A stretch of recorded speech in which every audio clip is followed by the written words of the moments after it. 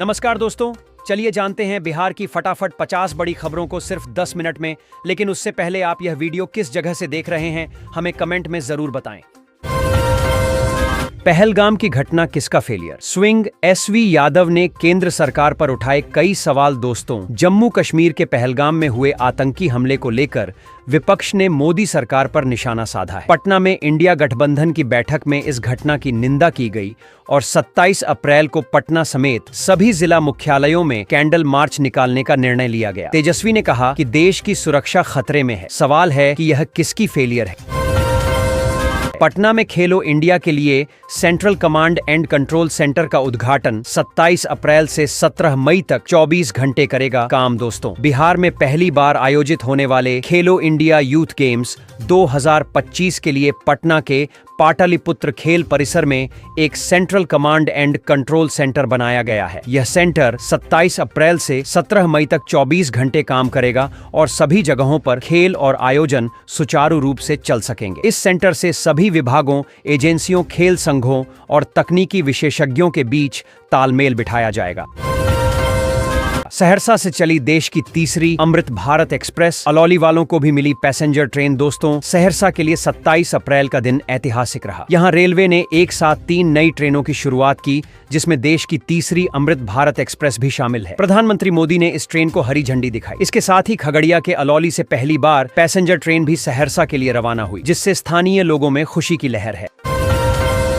महागठबंधन की समन्वय समिति में होंगे 21 सदस्य। तेजस्वी यादव ने सीएम फेस पर कही ये बात। दोस्तों, पटना में महागठबंधन की समन्वय समिति की पहली बैठक संपन्न हुई। बैठक में 21 सदस्यों की समिति बनाने पर सहमति बनी, जिसमें राजद, कांग्रेस और वाम दलों के सदस्य शामिल होंगे। तेजस्वी यादव ने महागठबंधन की एकता पर जोर दिया। समिति चुनावी घोषणा पत्र और प्रचार रणनीतियों पर काम करेगी। अगली बैठक 4 मई को होगी, जिसमें आगे की रणनीति पर विचार किया जाएगा।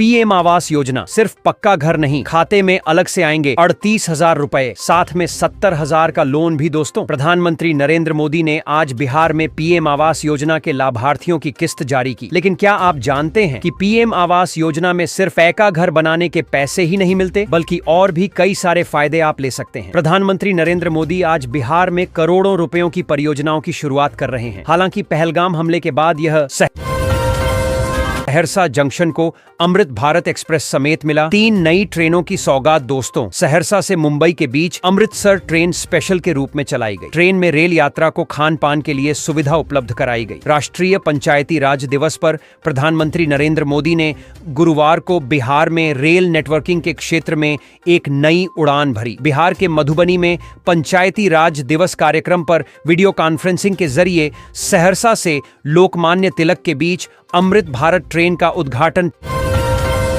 पटना के बाद बिहार के कई जिलों में स्कूल का समय बदला। भीषण गर्मी के चलते फैसला। दोस्तों, भीषण गर्मी और हीट वेव के हालात झेल रहे बिहार के कई जिलों में स्कूल के समय में बदलाव किया गया है। गुरुवार को भागलपुर, गया समेत 4 जिलों के DM ने स्कूल टाइम में बदलाव के बिहार में भीषण गर्मी के बीच स्कूली बच्चों को राहत मिली है। पटना के बाद 4 और जिलों में स्कूलों के समय में बदलाव किया गया है। भागलपुर, गया, बांका और औरंगाबाद जिले में भी सरकारी एवं निजी विद्यालयों के समय में बदलाव का भोजपुर में बिना धर्मकांटा लाइसेंस के चल रहे 40% बालू घाट। नीतीश सरकार को लग रही चपत। दोस्त, भोजपुर जिले में लगभग 40% बालू घाट अवैध रूप से चल रहे हैं, क्योंकि उनके पास धर्मकांटा लाइसेंस नहीं है। मापतौल विभाग को इससे राजस्व का नुकसान हो रहा है और मशीनों की जांच न होने से बालू का अधिक परिवहन हो रहा है। विभाग ने ठेकेदारों को नोटिस भेजा है, लेकिन अभी तक लाइसेंस नहीं लिया गया है। धर्मेंद्र कुमार सिंह, आरा। भोजपुर जिले में इन दिनों बालू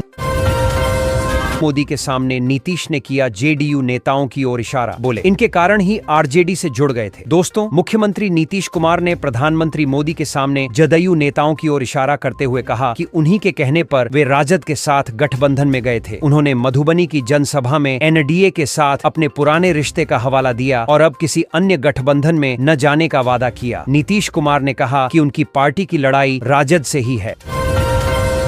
बिहार टीचर भर्ती ईडब्ल्यूएस वर्ग को 10% आरक्षण न देने पर नीतीश सरकार और बीपीएससी से जवाब तलब। दोस्तों, पटना हाईकोर्ट ने बिहार में प्राथमिक शिक्षकों की नियुक्ति में ईडब्ल्यूएस आरक्षण के मुद्दे पर राज्य सरकार और बीपीएससी से जवाब मांगा है। याचिकाकर्ताओं का आरोप है कि विज्ञापन संख्या 28/1225 में ईडब्ल्यूएस वर्ग को 10% आरक्षण का सही ढंग से पालन नहीं किया गया। कोर्ट ने सरकार से 4 सप्ताह में स्पष्टीकरण देने को कहा है। अगली सुनवाई 28 अप्रैल को होगी।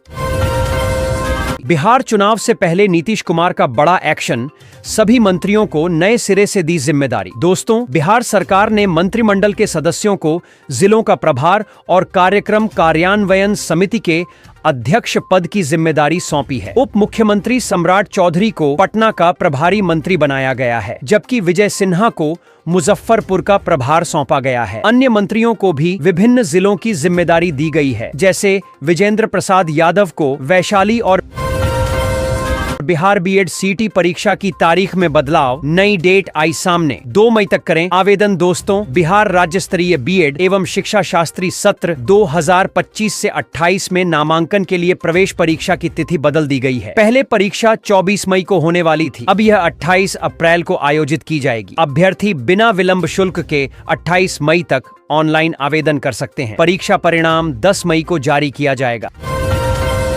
भूमि सर्वेक्षण का नया नियम, मधुबनी समेत 6 शहरों में एयरपोर्ट की सुविधा, 34 एजेंडों पर लगी मुहर। दोस्तों, बिहार कैबिनेट ने मुख्यमंत्री नीतीश कुमार की अध्यक्षता में बिहार विशेष सर्वेक्षण एवं बंदोबस्त संशोधन नियमावली 2025 को स्वीकृति दी है। इस संशोधन का उद्देश्य भूमि सर्वेक्षण में पूर्ण शुद्धता, पारदर्शिता और गतिशीलता सुनिश्चित करना है। अब खानापुरी दल मौखिक सहमति के आधार पर पहले से क्रियान्वित बदलैन को भी आधार मान सकेंगे। बिहार में यहां बनेगी नई 4 लेन सड़क, डीपीआर के लिए टेंडर जारी, लाखों लोगों को होगा फायदा। दोस्तों, छपवा से बेतिया NH 727 के निर्माण का मार्ग प्रशस्त हो गया है। ये सड़क अब 4 लेन बनेगी, जिससे शहर में जाम की समस्या कम होगी और यातायात सुगम होगा। वर्तमान में सड़क के किनारे पौधरोपण किया जा रहा है। सांसद डॉ संजय जायसवाल ने पौधरोपण को लेकर जिलाधिकारी से जानकारी मांगी है, क्योंकि इससे सड़क चौड़ीकरण में तकनीकी अड़चनें आ सकती हैं। बिहार चुनाव से पहले 2 पूर्व विधायकों ने छोड़ी पार्टी, बदलने लगा किशनगंज का राजनीतिक समीकरण। दोस्तों, बिहार किशनगंज जिले में बिहार विधानसभा चुनाव से पहले राजनीतिक समीकरण बदलने लगे हैं। बहादुरगंज से पूर्व विधायक तौसीफ आलम ने कांग्रेस छोड़कर AIM-IM का दामन थाम लिया है। वहीं कोचाधामन के पूर्व विधायक मुजाहिद आलम ने भी जदयू से इस्तीफा दे दिया है। इन बदलावों से किशनगंज में चुनावी मुकाबला दिलचस्प होने की संभावना है। अब ऐसे में यह भी देखना है कि जनता किसके साथ